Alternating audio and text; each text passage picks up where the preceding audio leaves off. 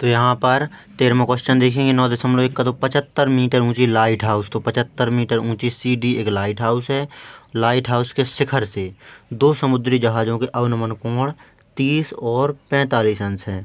तो यहाँ पर ये है समुद्र का स्तर और 75 मीटर ऊंची है लाइट हाउस। यहाँ पर दो जहाज़ें होंगी कहीं पर, तो हम दो जहाज़ों के कोण जो हैं अलग अलग हैं 30 और 45 अंश।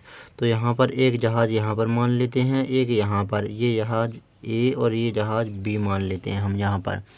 अवनमन कोण तो ऊपर से नीचे की ओर देख रहे हैं, तो यहाँ पर प्रेक्षक है, तो यहाँ से जाने वाली क्षैतिज रेखा है, ये होती है क्षैतिज रेखा। क्षैतिज रेखा और वस्तु को मिलाने वाली दृष्टि रेखा। तो यहाँ पर इस बिंदु से किसको, ए को मिलाने वाली दृष्टि रेखा, इनके बीच का कोण कितना दिया गया है यहाँ पर 30 अंश क्रमशः कहा गया है ना। तो ये हो जाएगा 30 अंश इतना कोण। डी को ए से मिलाते हैं हम पहले, तो ये 30 अंश का कोण है अवनमन कोण। ऊपर से नीचे देखने पर तो ये है दृष्टि रेखा और ये है क्षैतिज रेखा, इन दोनों के बीच बना कोण होता है अवनमन कोण। तो ये है यहाँ पर 30 अंश का। तो जेड आकृति बन रही है यहाँ पर इस प्रकार की। तो ये होते हैं एकांतर कोण, जितना कोण ये होगा उतना ही कोण ये होगा। तो ये 30 अंश है, तो ये भी 30 अंश होगा। अब 45 अंश है, तो दूसरे जहाज को देख रहा है यहाँ से प्रेक्षक, तो ये हो जाएगी यहाँ पर क्षैतिज रेखा और दृष्टि रेखा हो जाएगी डी से यहाँ पर बी को मिलाने के लिए, इस बी को मिलाने के लिए। तो ये इतना कोण यहाँ तक ये बनेगा कितना 45 अंश का। तो जेड पहले डी को बी से मिलाते हैं हम, फिर समझाते हैं आगे। तो यहाँ पर भी जेड आकृति बन रही है, इस लाइन से डी और यहाँ से बी और फिर सी, इस प्रकार आगे की ओर ये जेड आकृति बन रही है। तो यहाँ पर ये वाला कोण 45 अंश था, ये कोण भी 45 अंश का होगा, ये होते हैं एकांतर कोण। तो ये यहाँ पर 30 और 45 अंश के कोण हैं। त्रिभुज देखेंगे कौन कौन से त्रिभुज हैं, ACD और BCD। तो यहाँ पर हमें ज्ञात क्या करना है, दोनों जहाज़ों के बीच की दूरी। तो ये हमें ज्ञात करना है इस जहाज़ से इस जहाज़ की दूरी। तो ये मान लेते हैं हम x मीटर, और यहाँ पर ये 75 मीटर लाइट हाउस है। अब यहाँ पर देखते हैं त्रिभुज BCD में, तो समकोण त्रिभुज BCD में थीटा बराबर 45 अंश दिया है। तो जब 45 अंश का कोण हो तो जितनी उस त्रिभुज में लंब होगा उतना ही आधार होगा। तो यहाँ पर लंब है 75 मीटर, तो आधार ये BC भी 75 मीटर ही होगा। ये मैं आपको पहले ही बता चुका हूँ, यहाँ पर एक बार बता भी देता हूँ।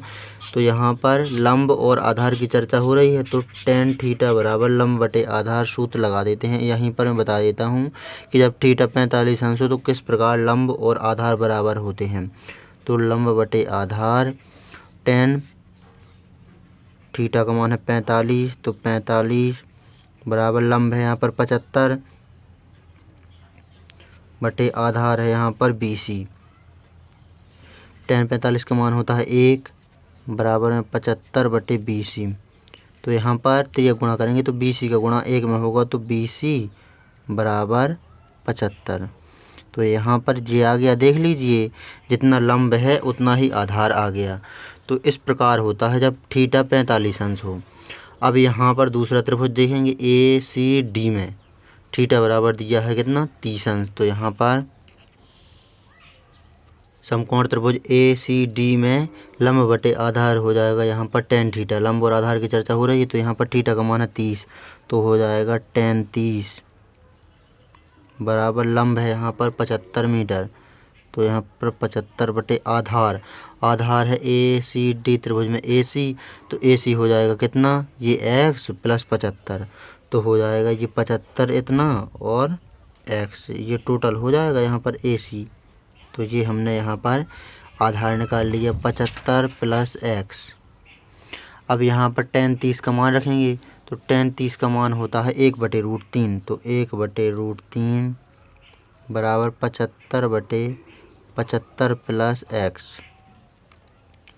तिर्यक गुणा करेंगे यहाँ पर, तो 75 प्लस x का गुणा 1 में होगा, तो 75 प्लस x ही रहेगा। √3 का गुणा 75 में होगा, तो हो जाएगा 75√3। यहाँ पर x बराबर प्लस के 75 को बराबर को उस तरफ भेज देंगे तो हो जाएंगे माइनस के 75। तो 75√3 इस तरफ है ही, प्लस के 75 इस तरफ माइनस के 75 हो गए।